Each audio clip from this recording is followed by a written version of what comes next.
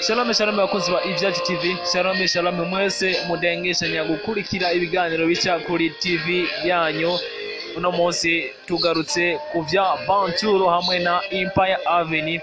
Mbega inyuma y'igihe kitari gito ni cyo bakigiye gukurikira inyuma y'imyidogo y'abafana. No munsi rero nigizeye ko tugiye kubana namwe, ari nayo mpamvu utaragira subscribe wogenda uyikoze kugira ngo amakuru tuguha aze arabushikira ku mwanya.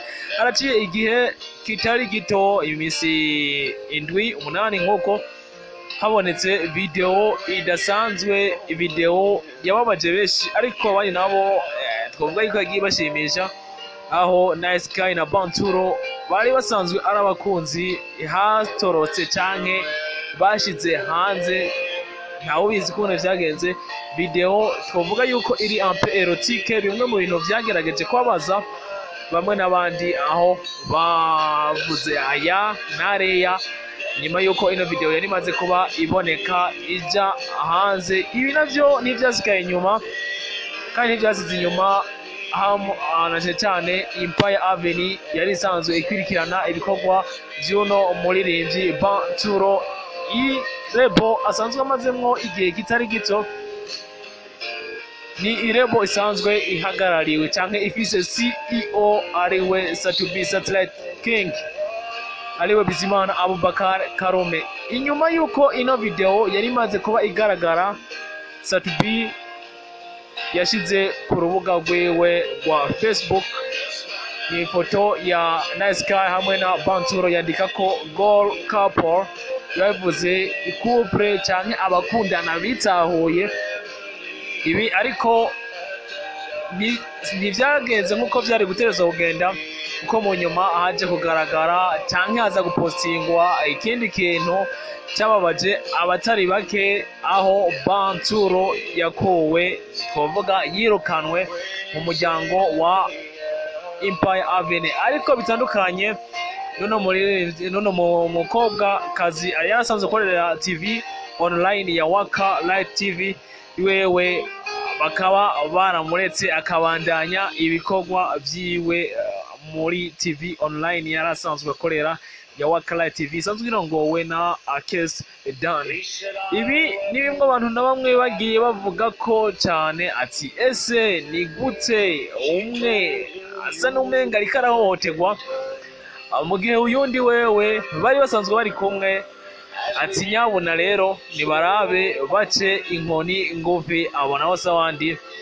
Ni Empire Avenue, aho haje mbere no gutahurwa yuko Empire Avenue itigeze isinyisha uno muririmbyi Banturo, ndetse kuri poste bashize ahagaragara ubwa mbere nkuko twagiye tubivuga muri video zikurikira, bagiye bamenyesha yuko uno muririmbyi ibikorwa vyiwe bari basanzwe bafise muri Empire Avenue bigiye kubanza gukurikiranwa, ndetse bikaba birafashwe na buno burongozi bwa Empire Avenue.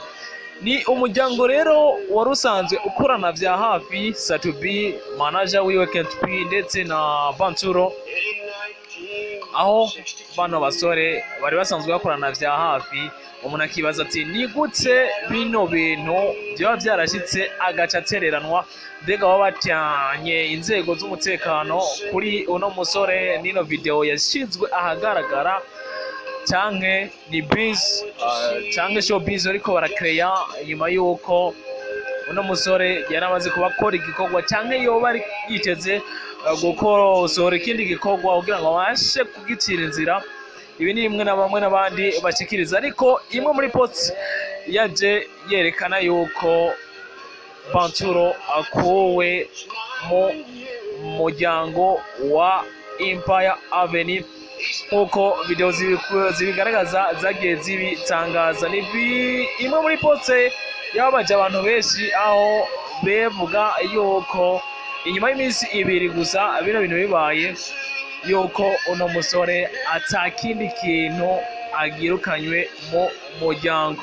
Ibi rero ntivyasize aba na bariya, bitera akababaro, bitera umujinya, aho ndetse bashize kuri commentaire, aho n'ubundi bagishira ko muri commentaire basaba yuko uno musore yocirwa inkoni ngufi hanyuma agasubizwa mu muryango ati nibibuke yuko n'abari abavyeyi aho ndetse bagerageza kubwira Satubi ati nawewe bino bintu wahoze ubikora igihe wari ukiri mu Rwanda ndetse wakoze n'amahano menshi asumbirije ngaha ariko Satubi yanditsemo mu butumwa ati Kwantura avuga ati muri kazoza Uburundi bukeneye abaririmbyi batandukanye natwe bakora ivyo bakuru babo batakoze ndetse banagira ingendo nziza cyane gusumbiriza. Aya ni amajambo Satubi yasa n'uwabwiye Banturo ati abarundi bakeneye abaririmbyi bitahoye kandi bafise ingendo nziza, ntibakeneye abaririmbyi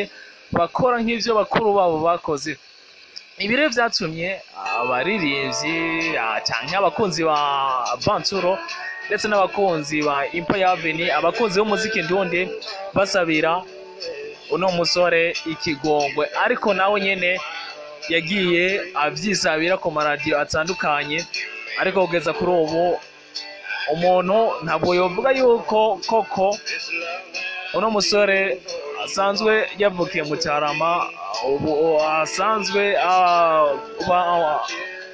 yavukiye mu Cibitoke, ubu asanzwe aba mu Cyarama, tuvuga yuko yoba yaraharonkewe uruhusha inyuma yuko mu minsi ibiri Empire Avenue nayo yarekuye cyekavuga ati imbuga ziwe zitandukanye twe dusanzwe dufise turazimuhaye kugira ngo agende amarembe. Aha bamwe n'abandi bakaba rero baciye batangura kuba bibaza ati ese koko imbuga ziwe zoba zari zarafashwe, mu gihe tubona yuko Facebook yiwe yuno musore yoyo yagumye ikora ukuri kwamye. Ati mbega koko nimba batamusinyishije muri Empire Avenue ni gute bamufatira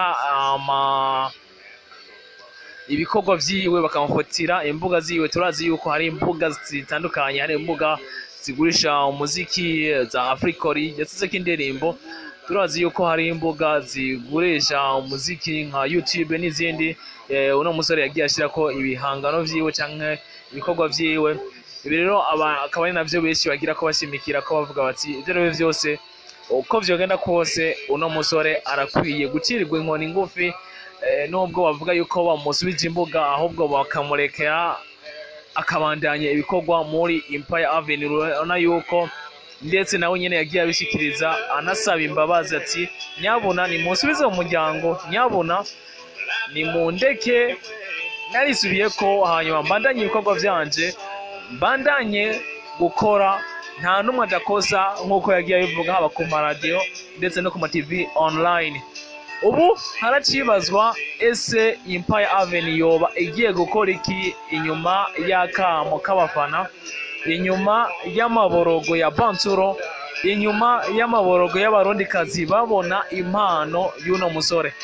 Hari bamwe n'abandi bagenda bashikiriza yuko ijya ari showbiz nkuko nabivuze, yoba iriko irakogwa inyuma yuko bakeneye gupushinga ikintu kidasanzwe muri Bant Boy na cyane muri Empire Avenue na cyane kuri uno muhanzi Banturo. Reka tucitege, ariko uko biri kose nitwe kwitega yuko uno musore acirwa inkoni ndende nkeye yo kumwirukana, ahubwo waba akwiye kumusubiza mu muryango, ejo tukabona impano yiwe yarakuze gusumba uko twavyibaza uko yari uri uno munsi. Nizeye ko twabanye neza bakunzi ba Ivyacu TV, mwe mwese mudangasha kurikirana ibiganiro cya kuri TV online yanya Ivyacu TV, ku mwanya tubaha amakuru nkuko twabibemereye y'uno musore wanyu Banturo hamwe na Nice Sky. Inyuma yuko video yabo ibatorotse, video twavuga ikwirira erotic, hanyuma ntibigende neza. Nizeye ko twabanye neza. Subscribe ku channel YouTube yacu, share, like, comment, navyo ni vyiza.